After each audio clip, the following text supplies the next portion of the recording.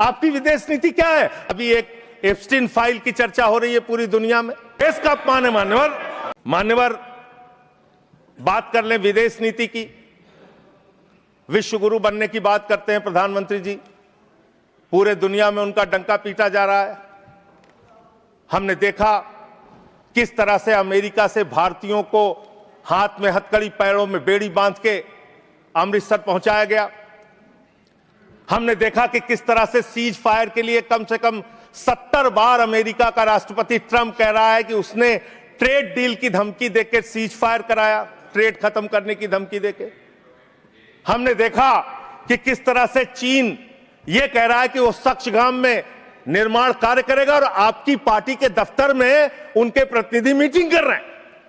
उसी दिन वो बयान दे रहा है, बीजेपी के दफ्तर में वो लोग मीटिंग कर रहे हैं, उसी दिन चीन का बयान आ रहा है कि हम सक्सगाम घाटी में निर्माण कार्य करेंगे, पुल बनाएंगे, सुरंग बनाएंगे। आपकी विदेश नीति क्या है? बांग्लादेश में हिंदुओं की हत्याएं हो रही हैं, उस पर आप खामोश रहते हैं, चुप रहते हैं, बोलते नहीं है। आप किसी भी मामले में सामने मुखर होकर सामने आके स्पष्टीकरण नहीं दे रहे हैं। अभी एक एप्स्टीन फाइल की चर्चा हो रही है पूरी दुनिया में, उसके बारे में भारत के प्रधानमंत्री को आरोपित किया गया, उसके बारे में सरकार को स्पष्टीकरण देना चाहिए। तथ्य के कोई चीज को बोलना, मैं कह रहा हूं स्पष्टीकरण देना चाहिए। आपके पास कोई तथ्य है तो आप सर, अगर कोई मैं ये कह रहा हूं मान्यवर, संसद है, इसमें अगर आपके पास कोई स्पष्टीकरण तो देना चाहिए। अगर कोई आरोप लग रहा है, हमारे देश का अपमान है मान्यवर। इनके बोलने के बाद मैं आपको समय देता हूं। आप कैसा काम करना चाहते हैं? खत्म हो रहा है, बात देता हूं। अरे भाई, आपके भारत के प्रधानमंत्री पे आरोप लग रहा है, आप लोग उस आरोप का जवाब नहीं देना चाहते। देश व्यवस्थाओं से चलेगी। यहां बैठे हैं जावेद भाई, संभल के अंदर एक जज ने न्याय का फैसला दिया और उस जज का ट्रांसफर कर दिया जाता है। यह जुडिशरी की हालत आपने कर दी है, यह कर दिया आपने।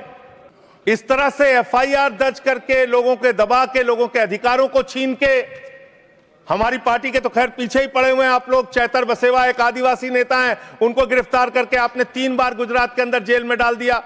महराज मलिक हमारे विधायक हैं, उनको डाल दिया जेल में। हम लोगों को तो जेल भेज ही चुके। आप रोज मुकदमा लिखते रहते हैं, एफआईआर लिखते रहते हैं।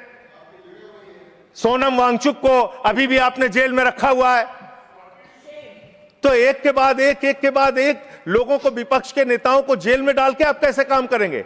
आप पूरे देश में एसआईआर के नाम पे लोगों के वोट काट रहे हैं, एसआईआर के नाम पे लोगों के वोट काट रहे हैं। बस खत्म कर रहा हूं सर, सबको 2-2, 3-3 मिनट मिला है। मैं 1 मिनट में मैं खत्म, 1 मिनट में आधा मिनट मान्यवर, मैं पार्टी का लीडर हूं, 1 मिनट में खत्म। आधा मिनट पार्टी का लीडर है मान्यवर एसआईआर के नाम पे आप क्या कर रहे हैं? पूरे देश में करोड़ों लोगों के वोट काट रहे हैं। यूपी की बात अगर मैं कर लूं तो वहां पर आपके ही राज्य निर्वाचन आयोग ने जो चुनाव की सूची बनाई, ग्रामीण चुनाव के लिए, पंचायत चुनाव के लिए और शहरी चुनाव के लिए, उसमें दिखाया 17 करोड़ वोट। और एसआईआर के लिए जो केंद्रीय ज्ञानेश कुमार जी की निगरानी में जो सूची बनी, उसमें दिखाया गया 12 करोड़ 55 लाख वोट, 4.5 करोड़ वोट उत्तर प्रदेश में कहां पर उड़ गए? और आप कह रहे हैं हर बूथ पे 200 वोट बनाएंगे तो 3.5 करोड़ वोट आप ऐसे ही बना लेंगे। तो एक बहुत बड़ा फ्रॉड है। एसआईआर में आप नेताजी के परिवार को नोटिस भेज रहे हैं। बस खत्म कर रहा हूं मान्यवर, एसआईआर में आप नेताजी सुभाष चंद्र बोस के परिवार को नोटिस भेज रहे हैं, नोबेल पुरस्कार विजेता अमर्त्य सेन को नोटिस भेज रहे हैं, पूर्व एडमिरल को नोटिस भेज रहे हैं। अब कैसा एसआईआर करा रहे हैं? ये एसआईआर नहीं है, चुनावी घोटाला है। मैं कहना चाहता हूं। बहुत बहुत धन्यवाद।